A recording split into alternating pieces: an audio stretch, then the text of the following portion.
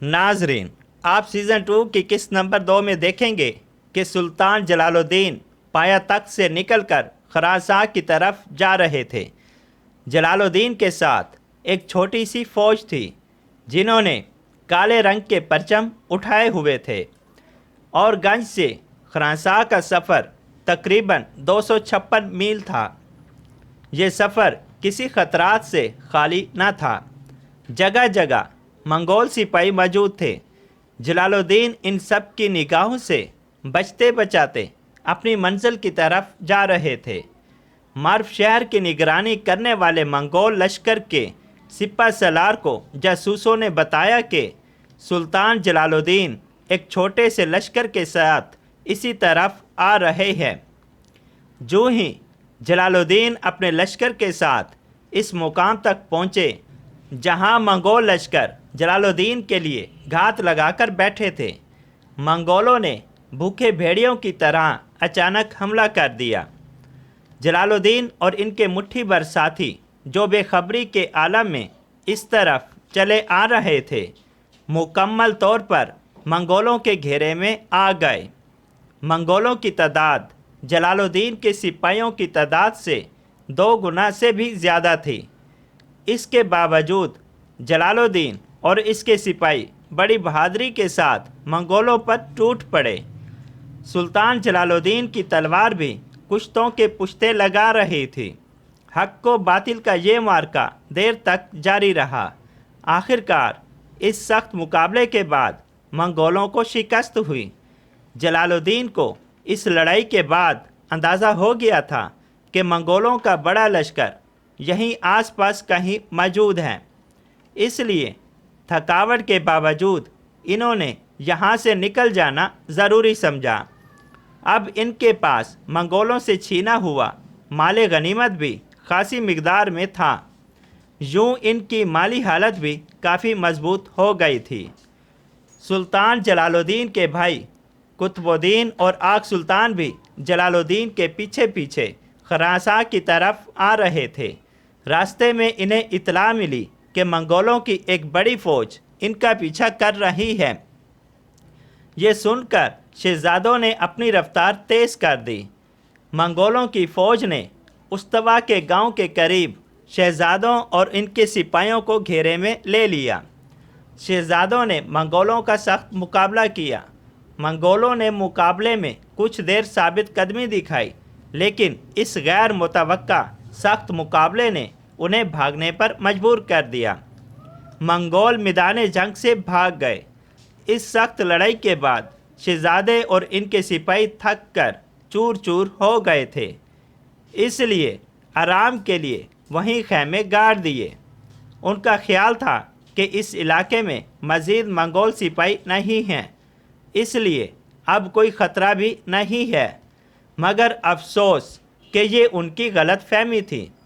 मंगोलों का शिकस्त खुर्दा दस्ता अपने लश्कर से बड़ी तादाद में सिपाही लेकर वापस उसी जगह आ पहुंचा जहां शहजादे और इनके सिपाही मौजूद थे।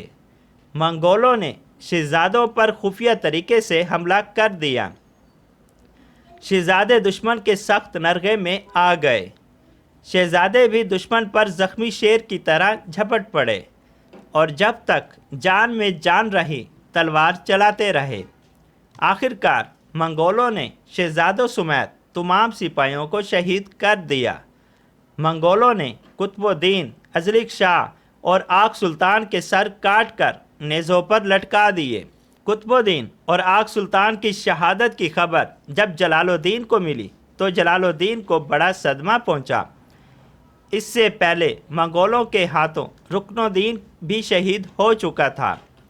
अब सिर्फ इनका एक सुतेला भाई गियासुद्दीन ही बाकी रह गया था, जो ईरान के किले में मैसूर था। इन हालात में इन दोनों शहजादों की बैक वक्त शहादत यकीनन एक बड़ा हादसा था। इसके बाद जलालुद्दीन ने ख्वारिज़म शाह के ज़माम का इक़्तिदार अपने हाथ में ले लिया। जलालुद्दीन ने मंगोलों का मुकाबला करने के लिए जिहाद फ़ी सबीलिल्लाह का ऐलान मुल्क के चप्पे चप्पे में करवाया। जलालुद्दीन की जिहाद की तैयारियों की खबरें لوگوں میں جوش و خروش پیدا کر رہی تھی۔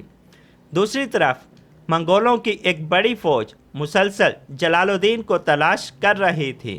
اسی وجہ سے جلال الدین کچھ عرصے تک کسی ایک جگہ پر جم کر کام نہیں کر سکا۔ اس کے بعد جلال الدین کی جہادی ٹولیوں نے منگولوں کی حفاظتی چوکیوں پر حملہ کرنا شروع کر دیا، جس سے منگول سپاہی سخت پریشان ہو گئے۔ ایک موقع پر جلال الدین کا سپہ سالار، جس کا نام انانج تھا، اپنے مجاہدین کے ساتھ مل کر بخارا پر حملہ کر کے شہر میں داخل ہونے میں کامیاب ہو گیا۔ انانج خان کی اس کامیاب کارروائی کے بعد منگولوں کی ایک بڑی فوج اس کے تعقب میں لگ گئی۔ انانج لڑتا اور حملہ آوروں کو شکست دیتا ہوا شمالی ایران کی طرف نکل گیا۔ اس کے بعد انانج خان نے نسا کے حاکم اختیار الدین سے اتحاد کر کے منگولوں کے خلاف ایک فوج تیار کر لی، لیکن کچھ مخبروں نے منگولوں کو نسا میں انانج کی موجودگی کی اطلاع دے دی۔ منگول فوراً لشکر لے کر انانج کے پیچھے چڑھ دوڑے۔ انانج بھی اپنے مجاہدین کے ساتھ مل کر منگولوں کے خلاف جنگ کے لیے تیار ہو گیا۔ جنگ ہوئی تو انانج خان نے بے مثال جرأت کے ساتھ مقابلہ کیا۔ انانج خان دونوں ہاتھوں میں تلواریں لے کر منگولوں کی صفوں میں گھستا چلا گیا اور لاشوں کے ڈھیر لگا دیے۔ اس دوران وہ گھوڑے سے بھی گر گیا، مگر جلد ہی دوسرے گھوڑے پر بیٹھ کر ایسا شدید حملہ کیا کہ منگول بے شمار لاشیں چھوڑ کر بھاگ نکلے۔ فاتح سالار نے 10 تتاریوں کے کٹے ہوئے سر اور 10 قیدی عوام کے ملاحظے کے لیے نسا بھیج دیے۔ جن مقامات پر منگولوں کے لیے شہر کے دروازے کھول دیے گئے تھے، وہاں منگولوں نے لوٹ مار اور خون ریزی کے بعد آبادی کے ایک بڑے حصے کو زندہ رہنے دیا تھا۔ عوام کو یہ غلامی کی زندگی اب موت سے بھی بدتر محسوس ہونے لگی تھی۔